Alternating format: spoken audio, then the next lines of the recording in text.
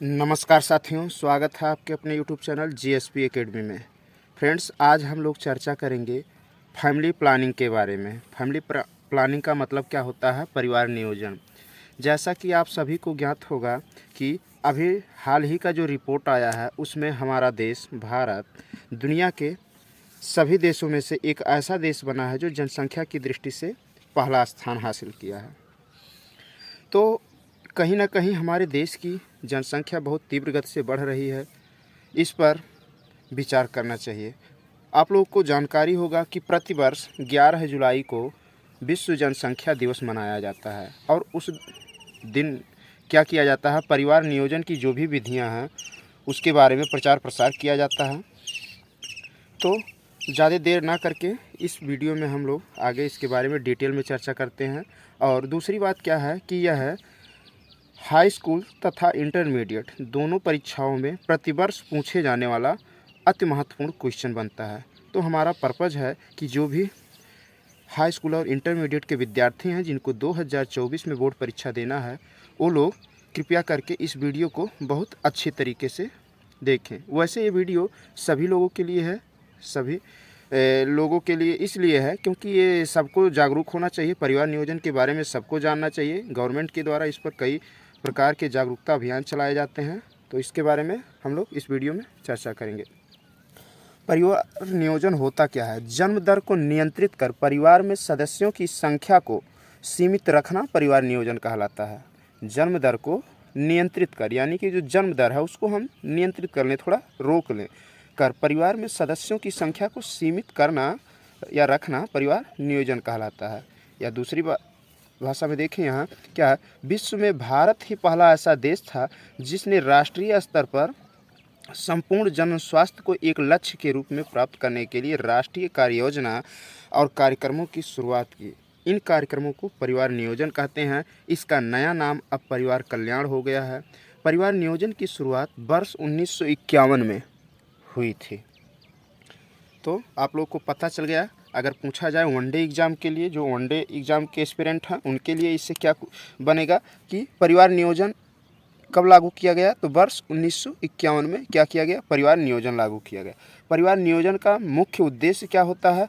तो जन्म दर को नियंत्रित कर परिवार में सदस्यों की संख्या को सीमित रखना परिवार नियोजन कहलाता है। इसके द्वारा मानव जनसंख्या को नियंत्रित किया जा सकता है। यानी कि क्या है, जो मानव की जनसंख्या दिन प्रतिदिन बढ़ रही है उनकी जनसंख्या को हम लोग क्या करते हैं? परिवार नियोजन के द्वारा नियंत्रित करते हैं। और वैसे भी परिवार नियोजन अच्छा उपाय है। गवर्नमेंट के द्वारा ये विधेयक ज़रूर पास कर देना चाहिए कि हमारे जनसंख्या नियंत्रण होने से ही लोग सुखमय जीवन व्यतीत कर सकते हैं।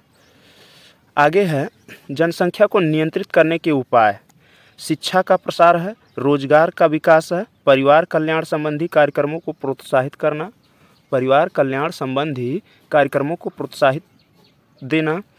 आगे है स्वास्थ्य व यौन शिक्षा का प्रसार करना, गर्भ निरोधकों के प्रयोग को प्रोत्साहन देना। आगे है विवाह उम्र 18 वर्ष स्त्री और पुरुष का 21 वर्ष होना चाहिए, जो कि है भी मौजूदा समय में।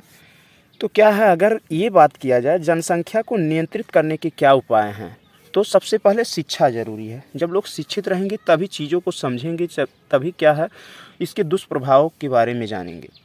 तो शिक्षा का प्रसार करने से, रोजगार का विकास करने से, परिवार कल्याण संबंधी कार्यक्रमों को प्रोत्साहित देना, स्वास्थ्य व यौन शिक्षा का प्रसार करना, गर्भ निरोधकों के प्रयोग को प्रोत्साहन देना, यानी कि ये जो गर्भ निरोधक है इनके बारे में लोगों को जानकारी होगा, इससे लाभ क्या है इसके बारे में जानकारी होगा, तभी लोग इसको अपनाएंगे।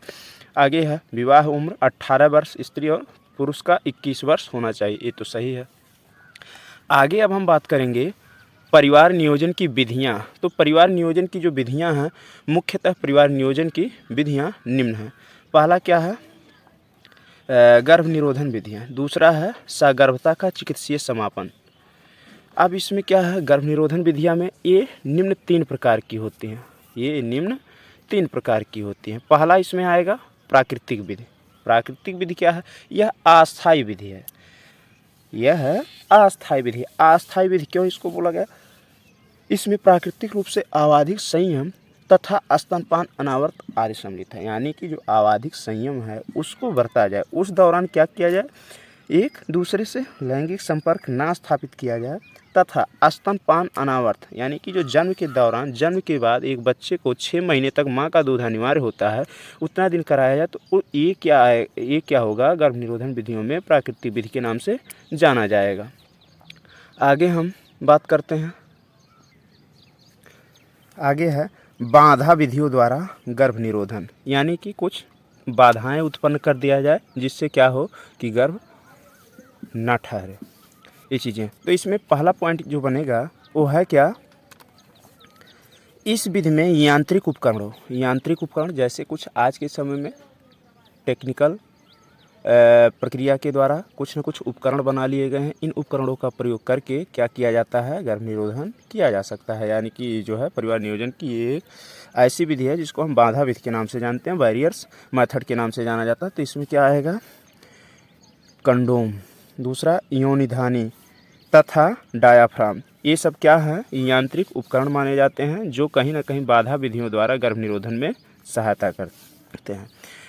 आगे अगर हम बात करें तो रासायनिक विधियों या रसायनों जैसे क्रीम, जेली, फॉर्म, गोलियां, पेस्ट आदि का प्रयोग किया जाता है। ये सब केमिकल्स होते हैं, विभिन्न प्रकार के केमिकल्स से बनाए जाते हैं और इनका प्रयोग करके क्या किया जाता है कि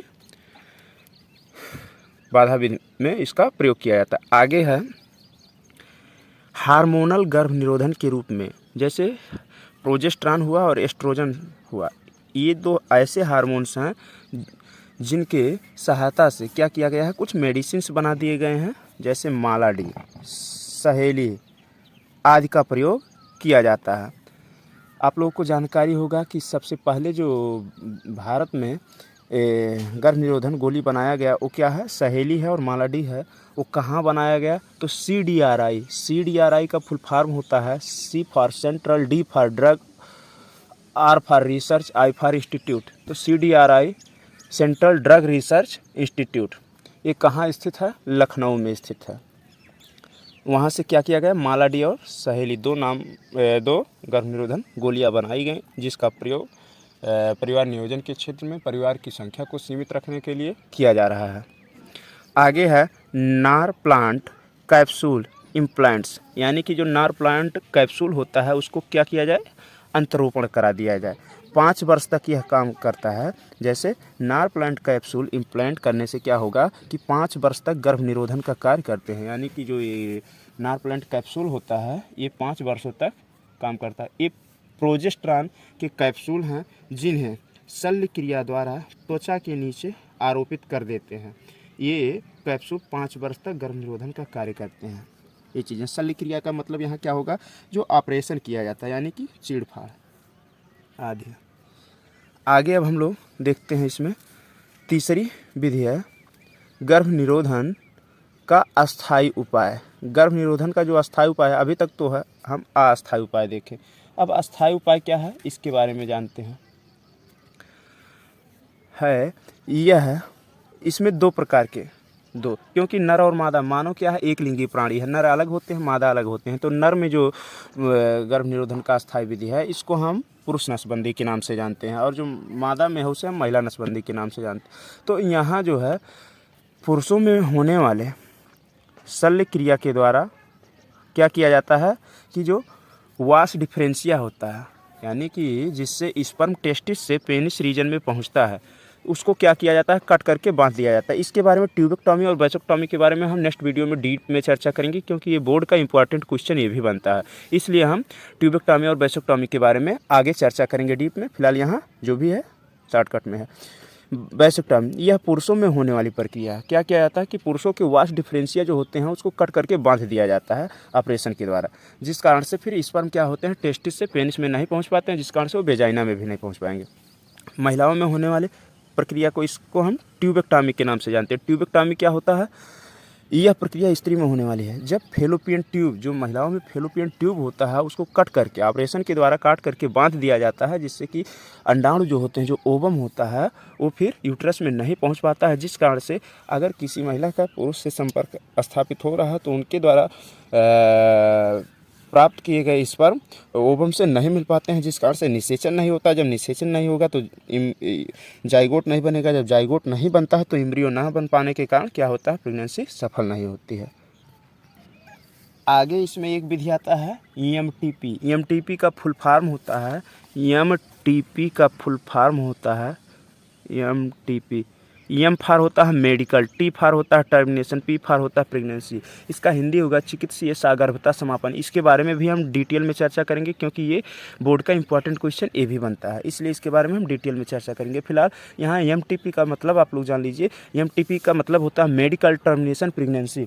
ये जो है, इस विधि में स्त्री के गर्भधारण करने के 3 माह से पूर्व, यानी कि गर्भधारण के 3 माह पूर्व क्या किया जाता है, भ्रूण को गिरा दिया जाता है, अर्थात शल्य क्रिया द्वारा गर्भपात करा दिया जाता है। बार बार गर्भपात से स्त्री का स्वास्थ्य कमजोर हो जाता है, अतः इस विधि के स्थान पर जन्म नियंत्रण की अन्य विधियों को अपनाया जाना अच्छा माना जाता है। क्यों? क्योंकि इसमें जो है इसका साइड इफेक्ट भी पड़ता है। मान लीजिए इस क्रिया में ब्लीडिंग भी होने की संभावनाएं बनती हैं, और दूसरी चीज़ें क्या है, इसका साइड इफेक्ट उनकी मांसपेशियों, उनकी बॉडी आदि पर पड़ते हैं। फिर बाद में ऐसा भी हो सकता है यूट्रस कैंसर भी होने की पॉसिबिलिटी बनने लगती है। इसलिए EMTP ज़्यादा बेनिफिशियल नहीं माना जाता हमारे अनुसार, या फिर ये माना जाए विषय विशेषज्ञों या चिकित्सकों के अनुसार EMTP थोड़ा कम बेनिफिशियल माना जाता है अन्य विधियों की अपेक्षा, जो फैमिली प्लानिंग की अन्य विधियां हैं।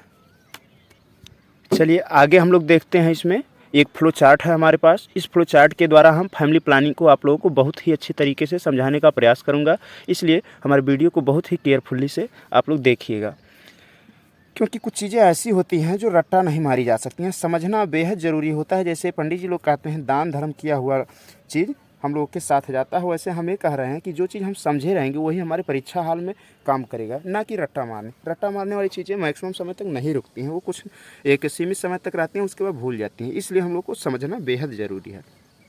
इसमें हम फ्लो चार्ट में देखते हैं परिवार नियोजन विधियाँ। परिवार नियोजन के बारे में आप लोग को बता दी गई। इसकी विधियाँ क्या है, तो मुख्य रूप से 2 विधियाँ यहाँ हैं। एक है गर्भ निरोधन विधियाँ, दूसरा है सगर्भता का चिकित्सीय समापन विधि। तो गर्भ निरोधन विधि में आप लोग देखेंगे ये 2 प्रकार का, एक होता है अस्थायी अनस्टेबल और एक होता है स्टेबल। अब अस्थायी में देखिए क्या आता है, प्राकृतिक विधियाँ, दूसरा है बाधा विधियाँ। प्राकृतिक विधियों में आवधिक संयम। आवधिक संयम मतलब जो मेंस्ट्रुअल साइकिल स्टार्ट होता है तो 10वें से 17वें दिन या 14वें दिन तक में जब किसी महिला का किसी पुरुष से संपर्क हो जाता है तो प्रेगनेंसी होने की संभावनाएं बनती हैं। तो वही चीज़ है क्या है कि उस समय को अवॉइड किया जाए, उस दौरान लैंगिक संपर्क स्थापित ना किया जाए। अगर किया भी जा रहा है तो फिर बाधा विधियों का सहारा लिया जाए, कुछ यांत्रिक उपकरणों की सहारा ली जाए, या फिर रासायनिक विधियों का सहारा लिया जाए, या हार्मोनल गर्भनिरोधन का सहारा लिया जाए, या नार प्लांट कैप्सूल अंतरोपण किया जाए। ये चीज़ें हैं। तो प्राकृतिक विधियों में क्या है कि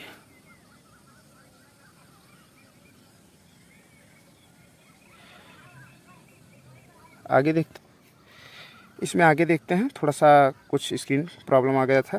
इसमें है प्राकृतिक विधियों में आवधिक संयम, दूसरा है स्तनपान अनावर्त, यानी कि वही जन्म के दौरान बच्चे को 6 महीने तक माँ का दूध अनिवार्य। बाधा विधियों में क्या है, बाधा विधियाँ भी मुख्य रूप से 4 भागों में विभाजित हुई हैं। यांत्रिक विधियाँ, यांत्रिक विधियों में क्या है, कंडोम है, यौनधानी है, डायाफ्राम है, ये तीनों क्या है यांत्रिक विधियों में है।